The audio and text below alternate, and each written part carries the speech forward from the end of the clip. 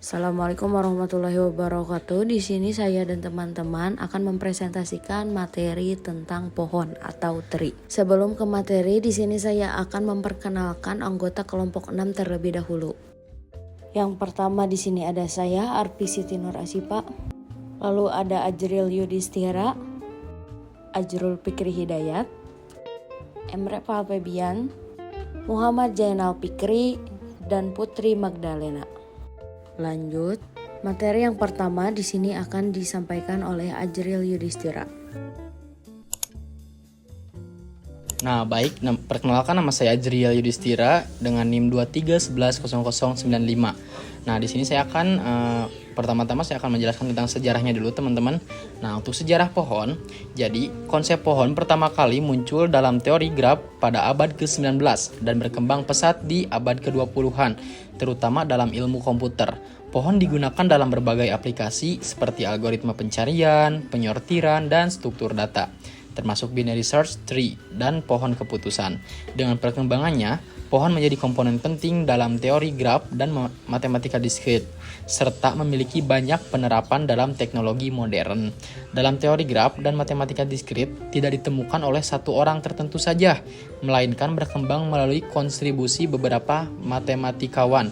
Namun beberapa tokoh yang berperan penting dalam pengembangan konsep ini antara lainnya seperti ada Leonhard Euler, Arthur Cowley, ada juga Paul Erdos dan Laszlo Lovász. Nah, ketiga itu adalah pengembang di materi pohon ini atau penemuan pohon ini. Nah, selanjutnya di definisi pohon ya. Jadi di sini itu pohon adalah graf tak berarah terhubung yang tidak memiliki sirkuit. Nah, dari kata tersebut ada 3 kata kunci ya, seperti ada tak berarah, lalu ada terhubung dan juga tidak memiliki sirkuit. Nah, seperti contohnya, nah di sini ada 4 graf ya. Nah, 2 diantaranya itu adalah pohon dan 2 diantaranya itu bukan ya, seperti di G1, G2, G3 dan G4. Nah, untuk di G1 dan di G2 yaitu pohon ya atau graf pohon, dan yang G3 dan G4 itu bukan pohon. Kenapa G1 dan G2 itu bisa disebut pohon? Karena yang pertama di sini itu tidak berarah ya, tak berarah. Nah, contohnya itu tidak ada tanda panahnya di pada setiap sisi ya. Nah, selanjutnya terhubung. Nah, di sini itu terhubung itu seperti antara simpul dengan simpul yang lain itu saling terhubung ya, teman-teman. Saling terhubung memiliki lintasan. Nah, yang ketiga tidak memiliki sirkuit ya untuk di G1 dan G2 itu. Nah, bisa kalian tahu kan sirkuit itu contohnya itu saling terhubung ya, nggak ada terputusnya. Hanya di G1 dan di G2 itu tidak ada lintasan yang menyambungkan atau menghubungkan antara si simpul-simpulnya. Contohnya misal saya mengambil di A, D sama B ya. Di simpul itu tidak ada lintasan lagi di B ke D-nya, teman-teman. Nah, jadi itu jadi tidak memiliki sirkuit. Nah, kalau misalnya memiliki sirkuit contohnya di G3 dan di G4, teman-teman. Nah, itu bukan pohon ya karena karena memiliki sirkuit. Nah, contohnya itu di simpul A, F, D, dan ke A lagi. Nah, itu yang dinamakan sirkuit karena saling terhubung ya. Jadi berputar terus di situ, teman-teman, seperti itu. Nah, kalau yang G4 itu kenapa bisa disebut juga bukan pohon? Karena gak ada sirkuitnya. Nah, yang di sini itu kan untuk aturan pohon itu, teman-teman, karena saling terhubung ya, saling terhubung. Nah, sedangkan di G4 itu tidak saling terhubung. Nah, jadi seperti itu ya. Jadi di G1 dan di G2 atau di graf 1 dan graf 2 itu adalah pohon, sedangkan di graf 3 dan di graf 4 itu bukan pohon. Nah, selanjutnya di definisi hutan, teman-teman ya. Untuk definisinya itu jadi gini ya. Hutan adalah kumpulan pohon. Jadi kalau kita menggunakan logika, jadi di hutan itu pasti memiliki berbagai pohon ya. Banyak pohon atau sekumpulan pohon, atau bisa lebih didefinisikan lagi. Jadi hutan itu adalah kumpulan graf tak berarah yang tidak terhubung dan tidak mengandung sirkuit. Nah, jadi pohon itu adalah graf yang tak berarah juga, dan juga di sini itu bedanya dengan pohon itu saling terhubung. Kalau hutan itu tidak terhubung ya, teman-teman. Jadi seperti itu untuk di definisi hutan. Contohnya di foto di bawah saya ini. Itu ada kumpulan pohon-pohon ya. Nah, ini kumpulan pohon itu disebut dengan hutan, teman-teman, seperti itu. Nah, sekarang kita langsung maju ke sifat-sifat pohon ya, teman-teman. Nah, misalkan G sama dengan P atau disebut simpulnya, E itu disebut dengan sisinya adalah graf tak berarah. sederhana dan jumlah simpulnya n, maka semua pernyataan di bawah ini adalah ekuivalan, teman-teman. Jadi contohnya seperti di sini, G adalah pohon nih katanya. Lalu ada setiap pasangan simpul di dalam G terhubung dengan lintasan tunggal. Nah, seperti itu. Lalu juga di sini ada G terhubung dan memiliki M sama dengan n-1 buah sisi. Lalu juga ada juga di sini G tidak mengandung sirkuit dan memiliki M sama dengan n-1 buah sisi. Lalu juga G tidak mengandung sirkuit dan penambahan satu sisi pada graf akan membuat hanya satu sirkuit. Dan yang terakhir G terhubung dan semua sisinya adalah jembatan. Nah, itu untuk sifat-sifat pada pohon ya teman-teman. Nah, sekarang lanjut ke pewarnaan pohon. Ditinjau dari teori graf, maka pohon mempunyai bilangan krimatik 2. Dengan kata lain, 2 buah warna saja sudah cukup untuk mewarnai simpul-simpul di pohon sedemikian hingga tidak ada 2 buah sisi atau 2 buah simpul bertetangga mempunyai warna yang sama ya. Halo teman-teman, saya Arpi Siti Nur Asipa. Di sini saya akan menjelaskan tentang pohon merentang, aplikasi pohon merentang, algoritma prim, dan algoritma Kruskal. Pohon merentang atau spanning tree adalah upagraf merentang yang berupa pohon. Pohon merentang diperoleh dengan memutus sirkuit di dalam graf. Dapat kita lihat di bawah ini, yang G itu adalah graf biasa dan bukan pohon. Kita bisa mengubahnya menjadi pohon dengan memutus sirkuit di dalam graf tersebut. Misalnya kita dapat T1 dengan memutus 3 buah sisi, atau T2 dengan sisi-sisi yang lain, T3 atau T4. Setiap graf terhubung mempunyai paling sedikit 1 buah pohon merentang. Graf tak terhubung dengan K komponen mempunyai K buah pohon merentang yang disebut hutan merentang atau spanning forest. Contoh aplikasi pohon merentang adalah seperti ini. Jumlah ruas jalan seminimum mungkin yang menghubungkan semua kota sehingga setiap kota tetap terhubung satu sama lain. Lalu perutuan atau routing pesan pada jaringan komputer. Ini adalah router, lalu titik ini atau simpul adalah subnet port, dan ini adalah jaringan yang menghubungkan router tersebut. Kita bisa mengubahnya menjadi pohon, seperti contoh pada bagian B ini. Kita juga bisa mencari pohon merentang yang paling minimum. Setiap graf terhubung atau berbobot mungkin mempunyai lebih dari 1 pohon merentang. Di sini kita akan mencari pohon merentang minimum atau minimum spanning tree. Contohnya pada graf di sebelah kiri ini, dia memiliki 8 buah simpul, maka kita bisa mengubah menjadi pohon merentang seperti pada bagian kanan ini. Ada beberapa cara untuk mendapatkan pohon merentang minimum. Cara pertama adalah dengan menggunakan algoritma prim. Ada 3 langkah dalam algoritma prim. Langkah pertama adalah ambil sisi dari graf G yang berbobot paling kecil, lalu masukkan ke dalam T.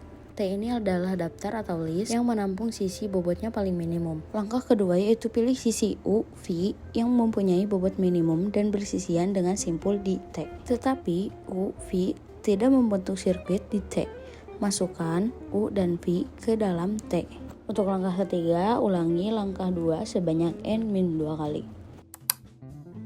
Lalu ini adalah contoh algoritma untuk menentukan pohon merentang minimum dengan menggunakan algoritma prim. Prosedur ini menerima input sebuah graf G dan menghasilkan output sebuah pohon atau pohon merentang minimum. Pertama dia akan mencari sisi PQ, kemudian dia akan memasukkan PQ ke dalam T pohon tersebut. Kemudian kita melakukan looping atau literasi sama dengan 1 to n-2 dengan cara memilih sisi dari E yang bobotnya terkecil namun bersisian dengan simpul di T.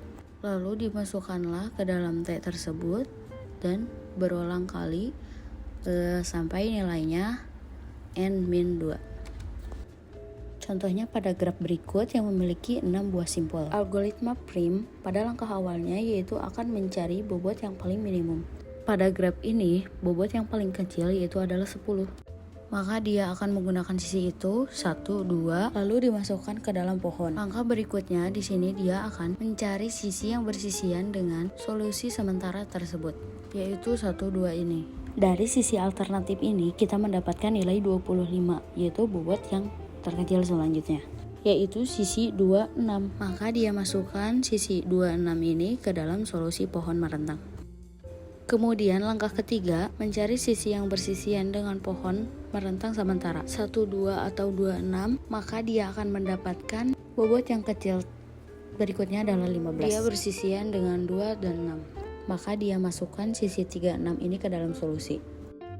Lalu langkah berikutnya di sini dia akan mencari sisi yang bersisian dengan yang sebelumnya. Di sini kita mendapatkan nilai 20 yang bersisian dengan 4 dan 6. Lalu yang selanjutnya di sini kita mendapatkan bobot 35 yang bersisi 3 dan 5. Maka didapatkan pohon merentang minimum yang dihasilkan yaitu jumlahnya 105. Pohon merentang yang dihasilkan tidak selalu unik meskipun bobotnya tetap sama. Hal ini terjadi jika ada beberapa sisi yang akan dipilih berbobot sama. Ada beberapa cara lain untuk menentukan pohon merentang minimum, yaitu dengan algoritma Kruskal. Algoritma ini bekerja atau awalnya menentukan sisi-sisi dari graf yang sudah diurutkan menarik berdasarkan bobotnya, atau dia menentukan tabel dengan berurutan dari sisi-sisinya, kecil ke besar. Langkah pertamanya di sini dia akan mengisi T yang masih kosong. Lalu pilih sisi U, V yang mempunyai bobot minimum yang tidak membentuk sirkuit di T. Tambahkan U, V ke dalam T. Lalu ulangi langkah 2 sebanyak N-1 kali. Lalu ini untuk algoritmanya. Sebagai contoh, seperti graf yang tadi pada contoh pertama, tetapi kita di sini akan melakukan pencarian merentan minimum dengan menggunakan algoritma Kruskal. Langkah pertama yaitu membuat tabel yang bobotnya sudah diurutkan dari mulai yang terkecil hingga yang terbesar. Kemudian di sini dia akan mengisi pohonnya, diisi dengan kosong atau hanya berisi simpul-simpulnya saja. Lalu di sini kita urutkan yaitu 10 dengan sisinya 1, 2. Lalu di sini ada bobotnya 15 dengan sisi 36. Yang ketiga bobotnya 20 dengan sisi 46. Lalu yang selanjutnya itu 25 dengan sisi 26. Syaratnya adalah tidak membentuk sirkuit ya. Karena tidak membentuk sirkuit maka masih kita masukkan. Yang berikutnya adalah 30 dengan sisi 14. Kalau kita tambahkan sisi 14 ini maka akan membentuk sirkuit. Maka satu sisi 4 ini kita tolak. Yang berikutnya adalah 35 dengan sisi 35. Karena ini tidak membentuk sirkuit, maka kita masukkan. Dan akhirnya kita mendapatkan solusi seperti ini dengan total bobot 105. Hasilnya masih sama dengan algoritma prim tadi ya. Cukup sekian materi yang dapat saya sampaikan. Materi selanjutnya akan disampaikan oleh rekan saya. Saya Muhammad Zainal Fikri dengan NIM 23110011. Pohon NRI. Definisi: pohon berakar yang setiap simpul cabangnya mempunyai paling banyak N buah anak disebut pohon NRI. Pohon NRI dikatakan teratur atau penuh full jika setiap simpul cabangnya mempunyai tempat N anak. Berikut ini ada contoh pohon NRI. Ada dua yaitu 3 array tree. Pohon ini memiliki aturan bahwa setiap simpul internal memiliki maksimal 3 anak. Tidak semua simpul internal harus memiliki anak. Jadi ini kurang dari 3 simpulnya. Lalu yang full 3 array tree, pohon ini memiliki bentuk khusus dari 3 array tree, di mana setiap simpul internal selalu memiliki tempat 3 anak. Di sini ada pohon biner. Lah pohon NRI dengan N sama dengan 2. Setiap simpul di dalam pohon biner mempunyai paling banyak 2 buah anak. Dibedakan antara anak kiri layar kecil dan anak kanan layar kecil. Karena ada perbedaan urutan anak, maka pohon biner adalah pohon terurut. Di sini ada contoh pohon biner. Di sini ada 2 pohon. Kenapa ini dikatakan contoh biner? Karena contoh ini memiliki simpul hanya maksimal 2. Kenapa memiliki simpul 2? Karena contoh seperti di atas. Ini memiliki kayak contoh A memiliki 2 simpul, sedangkan B memiliki 1 anak. Sedangkan yang C tidak memiliki 1 anak. Sama juga seperti yang satunya lagi, yang A mempunyai 2 anak, sedangkan yang B mempunyai 1 anak. Kenapa dikatakan berbeda? Karena yang T1 bagian B-nya lebih condong ke kiri, sedangkan yang T2 B-nya ke kanan. Assalamualaikum warahmatullahi wabarakatuh. Perkenalkan, nama saya Ajrul Fikri Hidayat dengan NIM 2311049. Di sini saya akan menjelaskan tentang pohon ekspresi, pohon keputusan, dan juga kode awalan. Yang pertama kita akan membahas pohon ekspresi. pohon ekspresi ialah pohon biner dengan daun menyatakan operan dan simpul dalam termasuk akar menyatakan operator.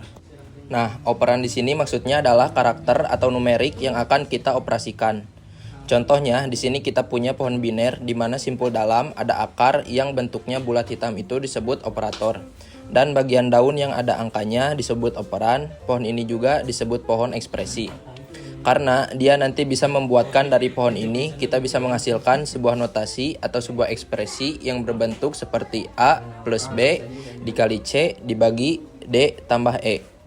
Nah, pohon ekspresi digunakan untuk mengevaluasi ekspresi yang ditulis dalam notasi. Yang pertama ada prefix. Jadi beberapa notasi itu sebenarnya ada banyak perbedaan. Ada juga yang disebut yang pertama itu prefix. Prefix adalah operator mendahului dua buah operan. Dan yang kedua ada notasi infix, operator berada di antara dua buah operan. Dan ketiga ada postfix, kedua operan mendahului operatornya. Dan di sini ada contohnya. Yang pertama untuk prefix ialah kali tambah AB dibagi C dan DE. Itu bisa disebut prefix karena operator mendahului dua buah operan. Yang kedua ada infix, A plus B dikali C dibagi D tambah E. Itu bisa disebut infix karena operator berada di antara dua buah operan. Nah, yang ketiga ada AB plus CDE plus bagi kali. Itu adalah dalam bentuk postfix. Kenapa itu bisa disebut dalam bentuk postfix? Karena kedua operan mendahului operatornya. Nah, di sini ada pohon keputusan. Pohon keputusan digunakan untuk memodelkan persoalan yang terdiri dari serangkaian keputusan yang mengarah ke solusi. Yang kedua, tiap simpul dalam menyatakan keputusan, sedangkan daun menyatakan solusi. Kita akan membahas keputusan pada contoh yang paling sederhana. Jadi, di sini kita sudah ada contoh pohon keputusan.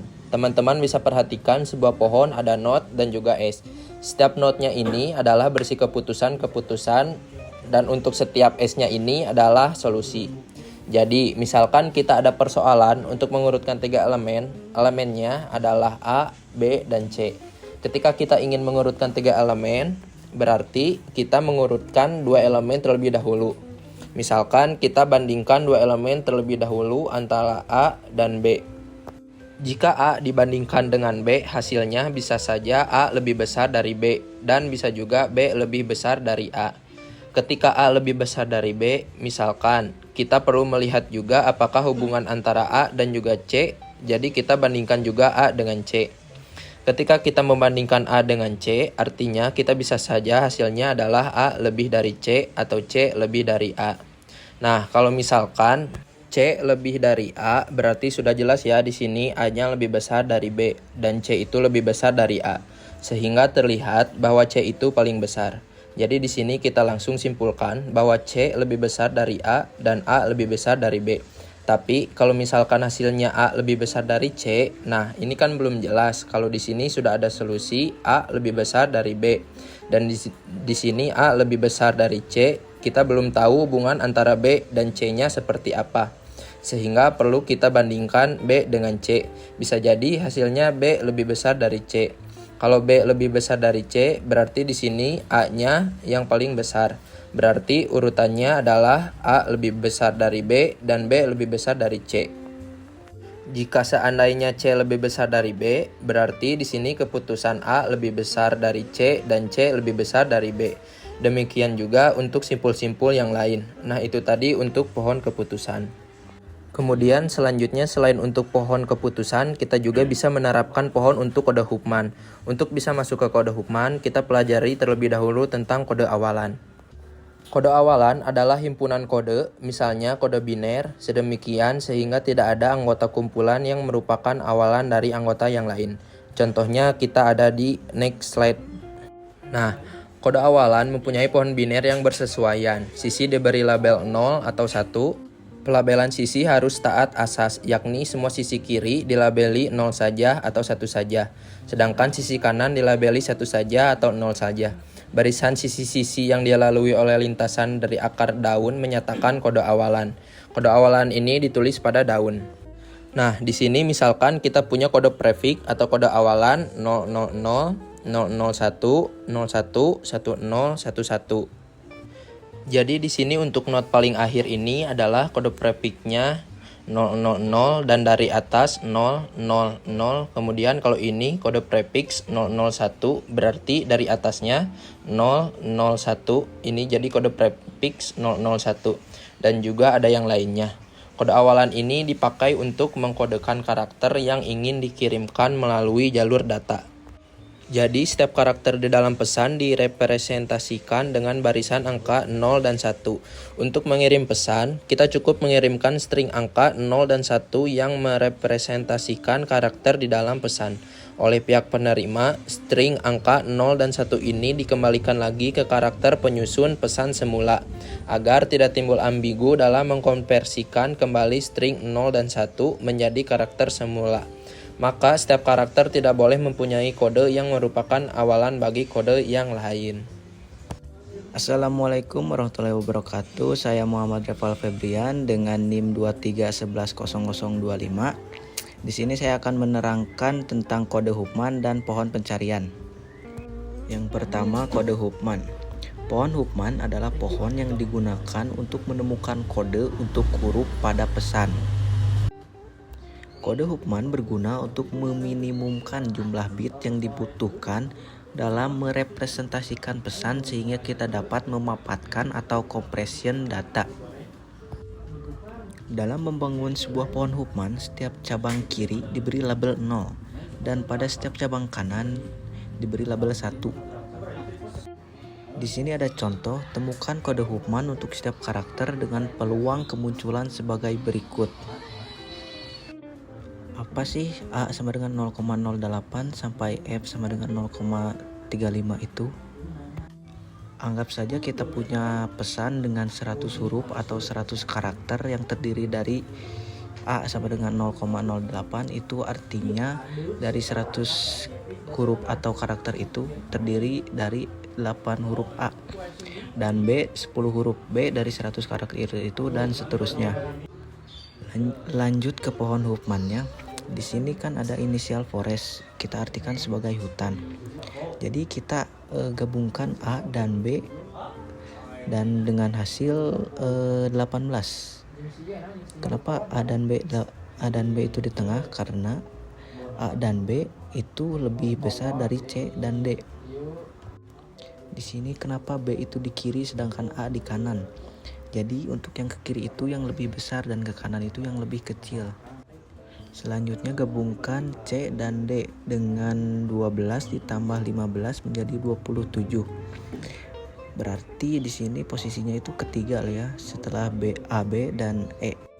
Dan seterusnya tinggal gabungkan saja hingga semua bagian menjadi tergabung semua.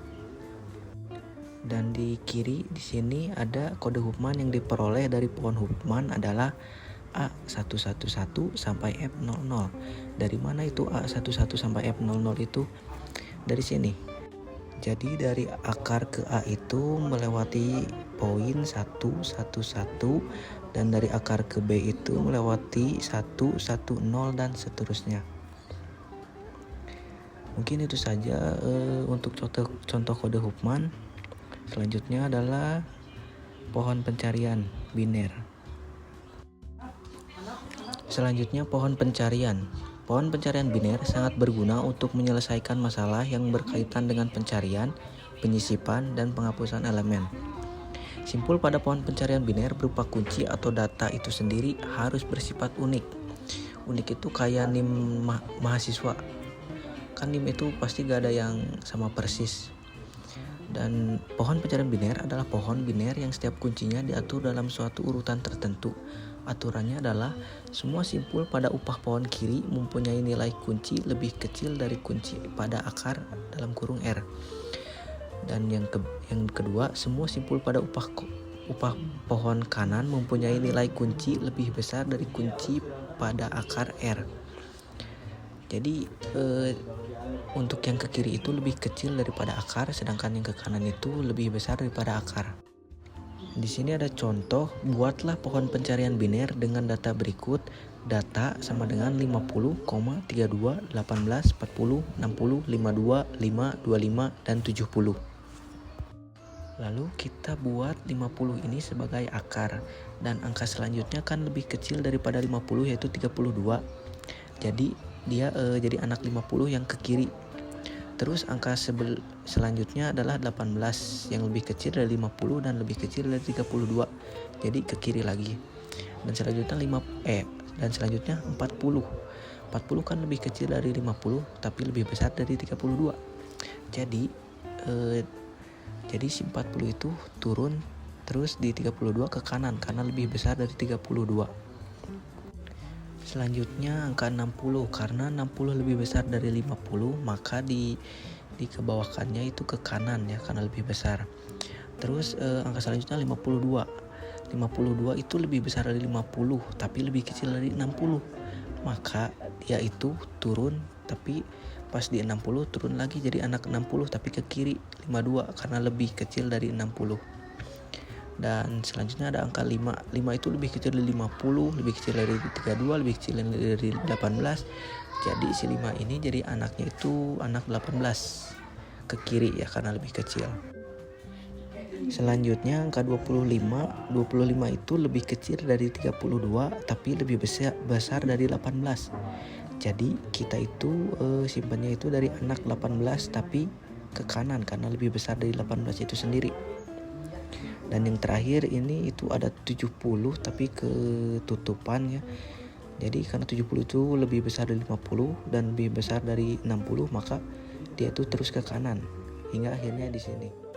Itu saja yang dapat saya sampaikan. Mohon maaf jika masih banyak kesalahan. Wassalamualaikum warahmatullahi wabarakatuh. Baik, perkenalkan nama saya Putri Magdalena dengan NIM 231100019. Di sini saya akan menjelaskan traversal pohon biner. Di traversal pohon biner, operasi dasar yang sering dilakukan pada pohon biner ialah mengunjungi setiap simpul tepat satu kali. Proses yang dilakukan terhadap simpul yang dikunjungi misalnya mencetak informasi yang disimpan dalam simpul, memanipulasi nilai, dan lain sebagainya. Misal R adalah akar, T1 adalah upah pohon kiri, dan T2 adalah upah pohon kanan. Ada 3 skema mengunjungi simpul-simpul di dalam pohon biner. Yang pertama ada pre-order, yang kedua in-order, dan ketiga ada post-order. Di sini kita akan bahas yang pertama adalah pre-order, yaitu R, T1, T2. Jadi kunjungi R, lalu kunjungi T1 secara pre-order, dan kunjungi T2 secara pre-order juga. Lalu yang in order juga sama, yaitu dimulai dari T1, R, T2. Kunjungi T1 secara in order, kunjungi R, lalu kunjungi T2 secara in order. Yang ketiga, post order, T1, T2, dan R. Yang pertama kunjungi T1 secara post order, yang kedua kunjungi T2 secara post order, dan yang terakhir kunjungi R. Di sini ada contoh pre-order seperti yang saya jelaskan tadi. Pre-order yaitu R, T1, dan T2. Di sini R-nya itu adalah A, maka kita tulis aja A. Di sini ada T1 yaitu B. B memiliki anak-anak, maka dari itu kita tulis aja di sini B serta anak-anaknya. Lalu ada C, karena C tidak memiliki anak, kita tulis saja. Dan di sini ada upah pohon kanan yaitu D, kita tulis saja di sini serta anak-anaknya. Untuk langkah kedua yaitu ada A, kita turunkan saja ke bawah. Di langkah pertama itu B masih menjadi upah pohon kiri. Kita jabarkan sesuai pre-order ya, yaitu R adalah B dan E itu adalah upah pohon kiri yaitu T1. Kita jabarkan sama anak-anaknya, dan T2 itu F tidak memiliki anak, maka dari itu kita letakkan saja.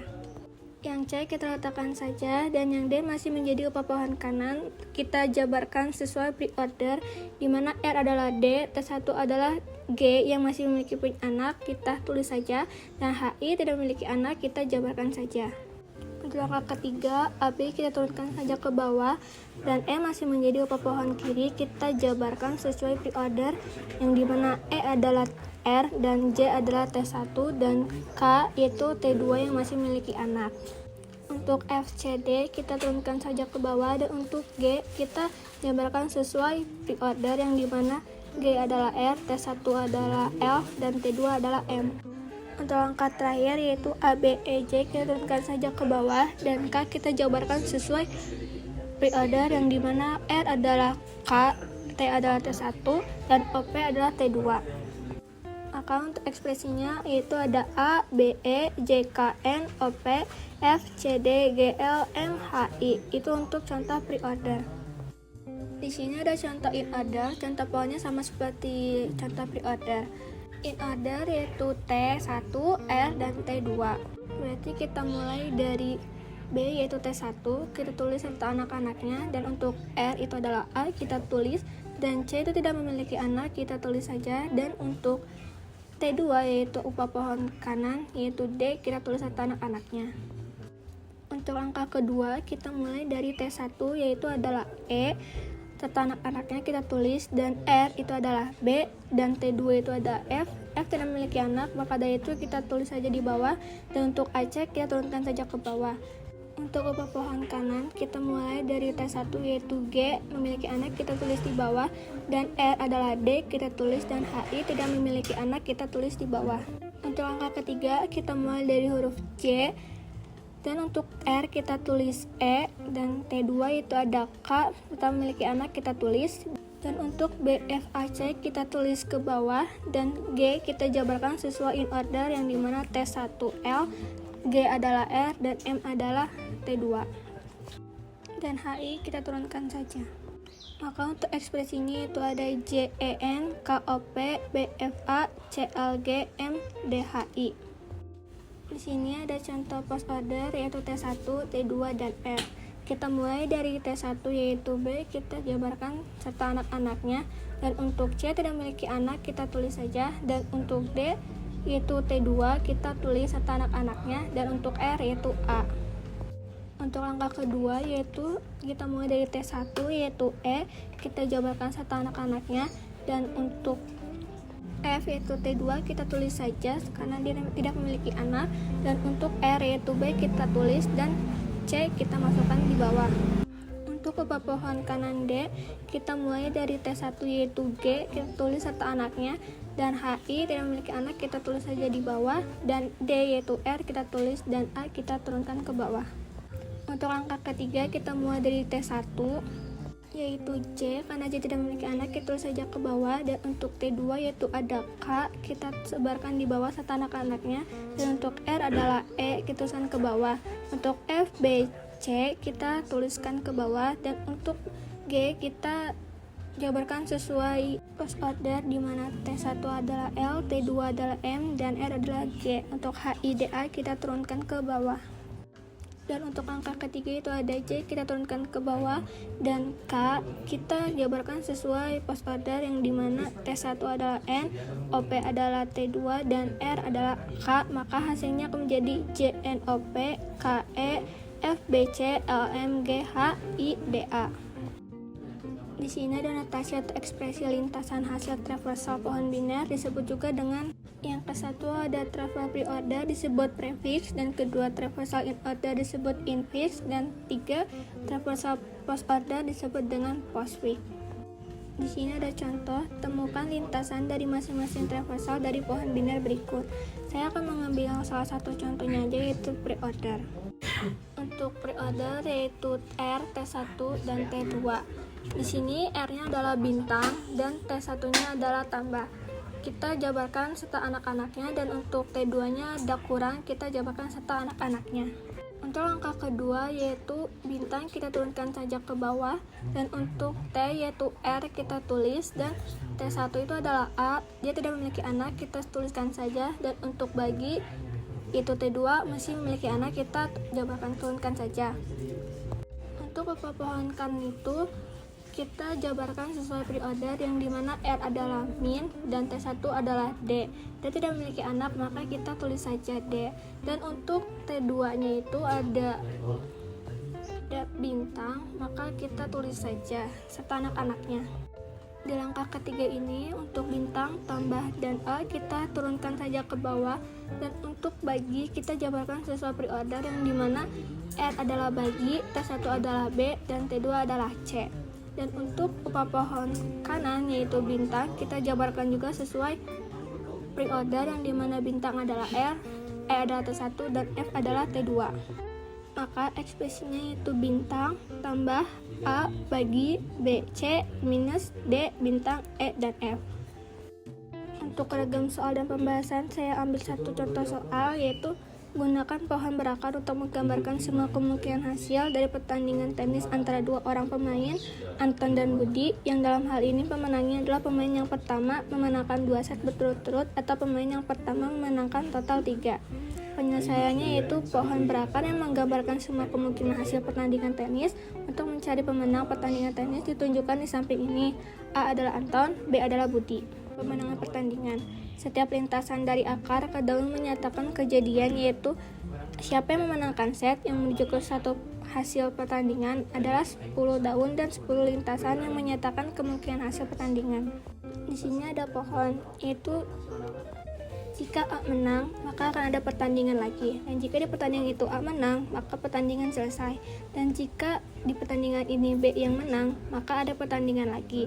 Dan jika B menang, pertandingan selesai. Tetapi jika A menang, maka ada pertandingan lagi dan seterusnya. Maka hasilnya akan menjadi AA, ABAA, ABB, ABABA, ABABB.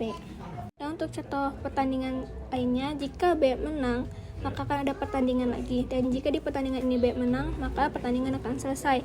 Tetapi jika pertandingan ini A yang memenangkan, maka akan ada pertandingan lagi.